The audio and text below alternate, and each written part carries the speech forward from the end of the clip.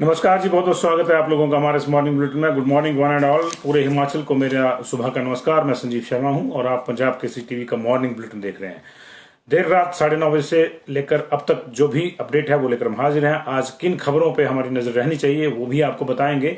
एक एक करके तमाम मुद्दों की चर्चा करेंगे। कोविड की पूरे देश और दुनिया में क्या स्थिति है, हिमाचल प्रदेश में क्या हो सकता है, इसकी भी चर्चा करेंगे। जल्दी से जल्दी आप जुड़ जाइए। आप सबका स्वागत है, बहुत बहुत स्वागत है। वंशिष कोहल आपका गुड मॉर्निंग। ऋचा राठौर, राजेश गंगोत्रा जी, बलविंदर गिल जी, स्वागत है आप लोगों का भी। राजीव शर्मा चिंतपूर्णी, नमस्कार। आप कैसे हैं? ऊना के हालात पे काफी जो है चर्चा हो रही है, थोड़ा ख्याल रखिएगा अपना। बालकराम जी, संदीप सियाल जी, ममता, हिशे नेगी, तमाम लोगों का आपका स्वागत है जी हमारे इस मॉर्निंग बुलेटिन में। आज दिन भर की खबरों की बात करें तो हिमाचल प्रदेश में कोविड को लेकर आज एक विशेष बैठक जो है होने वाली है। हालांकि विधानसभा के सत्र की आज अंतिम बैठक है और उसके बाद ये बैठक जो है डिप्टी कमिश्नर और सुप्रीडेंट ऑफ पुलिस जो एसपी हैं जिलों के, उनके साथ ही एक वीडियो कॉन्फ्रेंसिंग के जरिए मुख्यमंत्री और उनकी जो कोर टीम है वो एक बैठक करेगी। परसों भी ये बैठक हुई थी, शुक्रवार को, माफ कीजिएगा वीरवार को, और कल उसके बाद जो है कुछ बंदिशों का ऐलान कैबिनेट ने किया था, लेकिन ये बंदिशें आधी अधूरी रह गई थी। आधी अधूरी हम इसको इसलिए कह रहे हैं क्योंकि कोई बड़ा फैसला जो है इस पे एक मुश्त नहीं लिया गया और कुछ सख्ती बढ़ाने के संकेत हुए, कुछ और चीजों को जो है विस्तार देने की जरूरत है। और वो विस्तार लगता है कि आज की जो डीसी और एसपी के साथ जो वीडियो कॉन्फ्रेंसिंग है उसके बाद दिया जाएगा। फिलहाल सरकार ने यह तय किया है कि 23 तारीख के बाद जो मेले हैं वहां सख्ती की जाए। प्रदेश में जो मेले हो रहे हैं, चाहे वो होली के हैं, चाहे नलवाड़ के हैं, चाहे मैडी साहब का मेला है, चाहे बाबा बालकनाथ का मेला है, इन मेलों पे सख्ती की जाएगी। तुरंत प्रभाव से इन मेलों की जो नाइट्स हैं, कल्चरल नाइट्स हैं, उन पे प्रतिबंध लगा दिया गया है। लेकिन ये कहा गया कि 23 तारीख के बाद कुछ और सख्तियां हो जाएंगी। सख्त एसओपी के साथ ही आप इन मेलों में शिरकत कर सकेंगे और अगर ये धार्मिक मेले हैं तो सख्त एसओपी के साथ ही आप जो है दर्शन कर सकेंगे, चाहे वो बाबा बालकनाथ का मंदिर हो, चाहे मैडी साहब का मंदिर हो।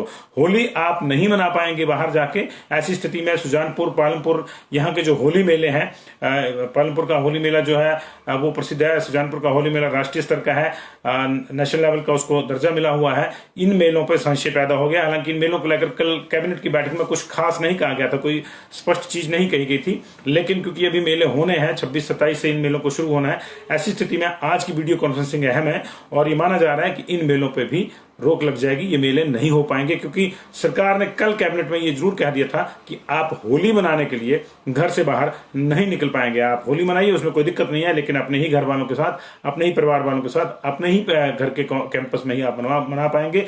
बाहर आप होली मनाने के लिए नहीं निकल पाएंगे। ये एक संकेत था कि ये जो होली के मेले हैं वो शायद नहीं होंगे। पूरा फैसला आज होगा क्योंकि कैबिनेट जब भी विधानसभा के दौरान होती है तो तमाम फैसले सदन में रखे जाते हैं, उसी के माध्यम से पूरे प्रदेश को सूचना दी जाती है। कल जो भी मीडिया ने हमने आपको सूचना दी वो एक सूत्रों के माध्यम से सूचना थी। हालांकि ऐसा नहीं कि वो पुख्ता नहीं थी, लेकिन उसके पूरे डिटेल्स जो थे वो अभी भी अवेटेड हैं। 11 बजे के आसपास जब हाउस शुरू होगा तो उसमें ये सूचना रखी जाएगी, तमाम सदस्यों को ये सूचना उपलब्ध करवाई जाएगी और उसी के बाद जो है पूरे प्रदेश को भी एग्जैक्ट जो पोजीशन है कल के मंत्रिमंडल के फैसलों की वो पता चलेगी। मोटा मोटी हमने आपको बता दिया था कि मेलों पे सख्ती की बात है। 23 मार्च के बाद जो है मेलों को सख्त एसओपी के साथ ही कंडक्ट किया जाएगा।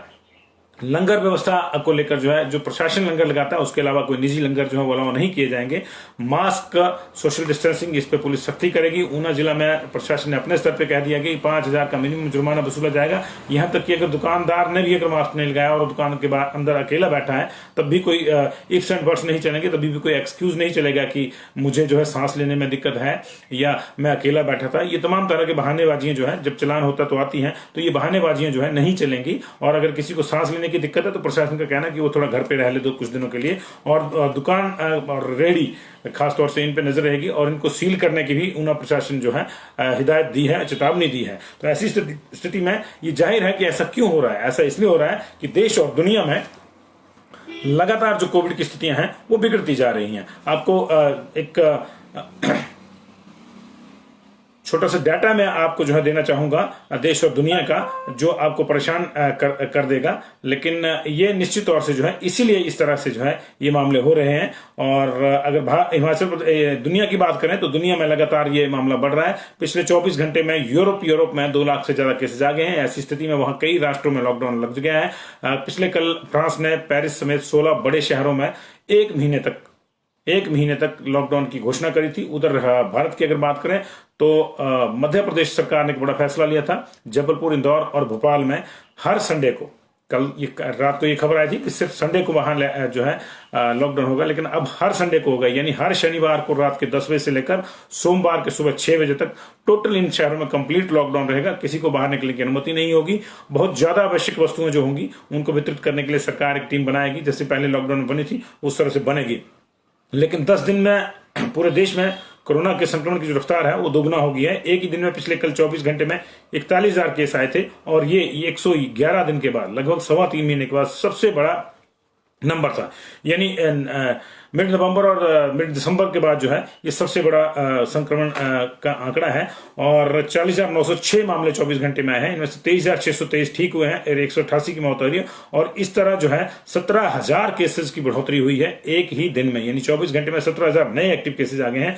और ये आंकड़ा 28 नवंबर को आया था। इससे पहले से ज्यादा मरीज जो है 28 नवंबर को आए, तब 41,815 मरीज आए थे और पिछले कल जो है 40,906 मरीज आए हैं। ये स्थितियां लगातार परेशान करने वाली हैं और इन्हीं परेशानियों से पार पाने के लिए अलग अलग सरकारें अलग अलग स्टेप ले रही हैं। पंजाब में 31 मार्च तक तमाम शिक्षण संस्थान, मेडिकल से संबंधित जो शिक्षण संस्थान है उनको छोड़ के, मेडिकल कॉलेजेस और नर्सिंग कॉलेजेस को छोड़ के तमाम शिक्षण संस्थान जो है बंद कर दिए गए हैं। और महाराष्ट्र में हालात लगातार बिगड़ रहे हैं। वहां शुक्रवार को 25,681 लोग जो है पॉजिटिव पाए गए हैं और ये दूसरा दिन है जब लगातार 25,000 से ऊपर जो है लोग पॉजिटिव पाए गए हैं। 24 घंटे में वहां 14,400 मरीज ठीक भी हुए हैं, 70 की मौत हुई है।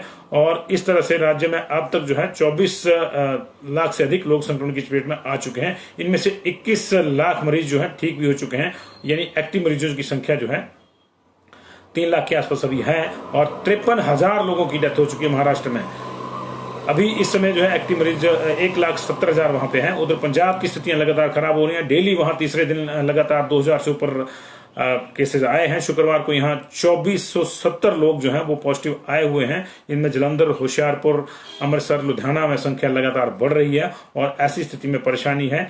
15,459 मरीज अभी भी वहां एक्टिव हैं। और ये क्योंकि मामला महाराष्ट्र से जोड़ के देखेंगे तो कम लगेगा आपको, लेकिन ये पिछले कुछ दिनों में ही ये मामला बढ़ा है और लगातार पिछले 3 दिन से 2,000 से ऊपर आ रहे हैं। कल भी 2,300 के आसपास जो है 2,470 आए थे, उससे पिछले कल 2,300 लोग पॉजिटिव आए थे। तो ये संख्या बढ़ रही है वहां पे लगातार।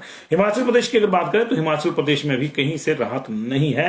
एक लोएस्ट नंबर पे हम चले गए थे, 200 से नीचे हमारे एक्टिव केसेस चले गए थे, लेकिन अभी हमारे पास इस समय 1125 एक्टिव केसेस हैं। पिछले कल 183 आए थे, उससे पिछले कल भी 183 पॉजिटिव आए थे। लगातार 5 दिन से 125 से ज्यादा मरीज एक्टिव आ रहे हैं हमारे पास और इसी ने हमारी चिंताएं बढ़ा दी हैं। बकायदा कैबिनेट में कल स्वास्थ्य सचिव अमिताभ अवस्थी ने कोरोना पे प्रस्तुति दी है और उन्होंने सिफारिश भी की है कि हमको जो है कुछ सख्त कदम उठाने हैं। सख्त कदमों में फिलहाल ये भी हुआ है कि आप किसी भी ऑफिस में जाते हैं, अगर आपने मास्क नहीं लगाया तो आपका काम नहीं होगा। नो मास्क नो सर्विस का रूल जो है वो तुरंत प्रभाव से लागू हो गया है। नाइट कल्चरल नाइट्स जितने भी मेले चल रहे हैं उनमें जो हो रही हैं उनको तुरंत प्रभाव से स्नैप कर दिया गया है। बंदिशें लागू हो गई हैं। पंजाब में तो ये और भी सख्त है। पंजाब में शादी, ब्याह या ऑब्यूचरी पर जो है 20 और 50 लोगों की ही जो है बंदिश है वहां पे, इससे ज्यादा नहीं जा सकते। हिमाचल प्रदेश में अभी 50% के हिसाब से मामला चलेगा और ये कहा गया है कि जो भी आयोजन स्थल है, अगर कोई आयोजन हो रहा है किसी चीज का, तो आयोजन स्थल की जो टोटल कैपेसिटी है उसका 50% ही अलाउ होगा। लेकिन ये माना जा रहा है कि आज इसमें थोड़ा सा जो है कोई इसको रेक्टिफाई किया जा सकता है ऑर्डर को, और कुछ स्पेसिफिक ऑर्डर जो है 50, 100, 200 का जो है वो आज निकाला जा सकता है डीसी और एसपी के साथ जो वीडियो कॉन्फ्रेंसिंग के बाद। तो ये बड़ी चिंता आज हमारी भी है, हमारी इस पे नजर है और लगातार इन चीजों पे हमारी नजर बनी हुई है। हिमाचल प्रदेश में कल 183 मरीज जो आए थे उसमें सबसे ज्यादा मरीज कांगड़ा में 52 आए थे और उसके बाद ऊना में 50 लोग आए थे।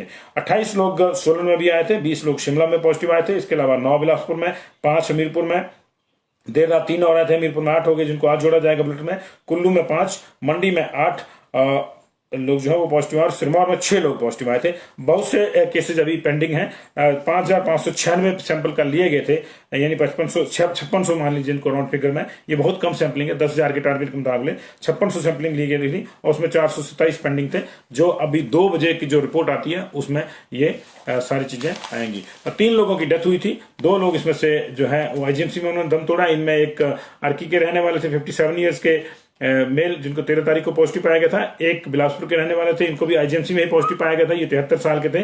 और पोंटा साहिब में परसों देर रात एक तिप्टी की मौत हो गई थी, 80 साल उसकी उम्र थी। तो ये 3 मौतों के साथ 1003 आधिकारिक रूप से मौतें होगी। हालांकि ओवरऑल इसका आंकड़ा ज्यादा है, लेकिन सरकार ने कुछ नियम बनाया हुआ तो कि जी ये नॉन कोविड डेथ है, ये कोविड डेथ है। लेकिन ऐसे लोग जो मरने से पहले या मरने के बाद पॉजिटिव पाए गए हैं, उनकी संख्या इस प्रदेश में 1100 से ऊपर है। आधिकारिक रूप से कोविड डेथ जो है वो सरकार का मानना है कि 1003 हुई है। ये मैं थोड़ा आपको स्पष्ट करना चाहता हूं।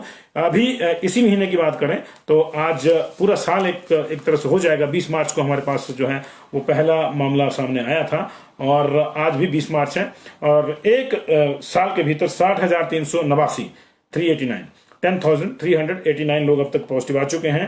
हालांकि इस समय हमारे पास 1124 ही एक्टिव हैं, लेकिन एक साल के भीतर 1003 मौतें एक पार्टिकुलर संक्रमण से हो जाना चिंता का विषय है। 60,000 लोगों का संक्रमण हो जाने का मतलब है कि 10% of the total population of the state जो है इन्फेक्टेड हो चुकी है। और ये 10% इसलिए है क्योंकि हम लोगों ने टेस्टिंग जो करी है उसके लिहाज से 10% ही अभी तक हम जो है चिन्हित कर पाए हैं। लेकिन अगर ओवरऑल मामला देखा जाए तो ये चिंता का विषय और हमारे लिए हो सकता है। अगर हम टेस्टिंग बढ़ाएंगे तो और मामले सामने आ सकते हैं।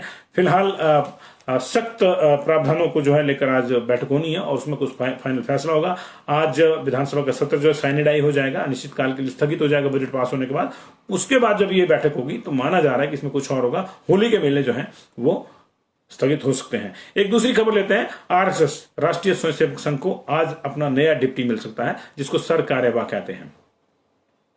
सर संचालक होते हैं जो हेड होते हैं और सर कार्यवाह जो है जिसको हम जनरल सेक्रेटरी आम भाषा में कहते हैं, उसे आरएसएस में सर कार्यवाह कहा जाता है। और जिसका फैसला होना है अभी जो सुरेश भैया जोशी, जिनको भैया जी जोशी भी कहते हैं, वो सर कार्यवाह हैं। वो एक तरह से डिप्टी है वहां के, लेकिन उन्होंने 2018 में ही पद छोड़ने की जो है अपना संकेत दिया था और उन्होंने इच्छा जताई थी।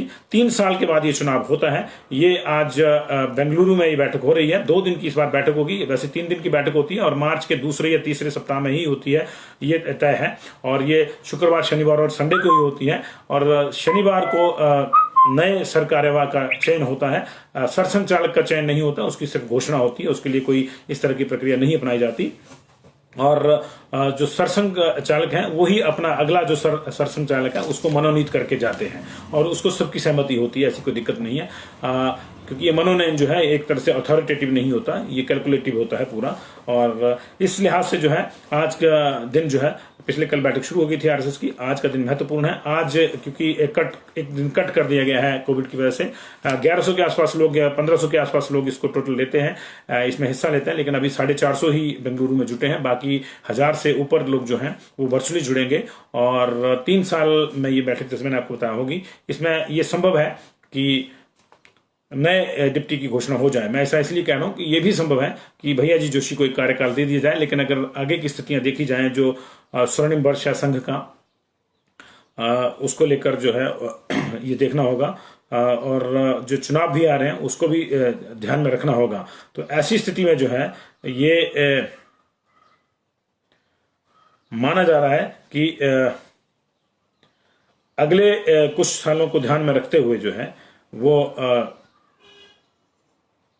नए सर कार्यवाह की नियुक्ति हो सकती है। और इसमें जो है बड़े दावेदार जो सामने आ रहे हैं, एक तो दत्तात्रेय होसाबले हैं, इसके अलावा हमारे पास डॉक्टर कृष्ण गोपाल और मनमोहन वैद्य के नाम भी सूत्रों ने बताए हैं। इनके नाम पे भी जो है इनका नाम भी दे आर डूइंग राउंड और किसी एक नाम की घोषणा होती है और उसे सहमति दे दी जाती है। दक्षिण पे संघ का इस वक्त फोकस है, दक्षिण के राज्यों पे ही बीजेपी का फोकस है। ऐसी स्थिति में दत्तात्रेय होसाबले जो है वो थोड़ा बाकी जो अपने जो सो कॉल्ड प्रतिद्वंदी शब्द का इस्तेमाल तो वो नहीं करेंगे शायद, लेकिन बाकी लोगों से थोड़ा उनकी जो मामला है वो आगे है। तो ये 3 साल में जैसे ये चुनाव होता है, तो इसके लिए अभी रविवार को तो बैठक नहीं होगी, तो ये आज ही इसकी जो है घोषणा हो सकती है और ये चीजें जो है होंगी। एक और मैं जानकारी में थोड़ा देख रहा था आपको,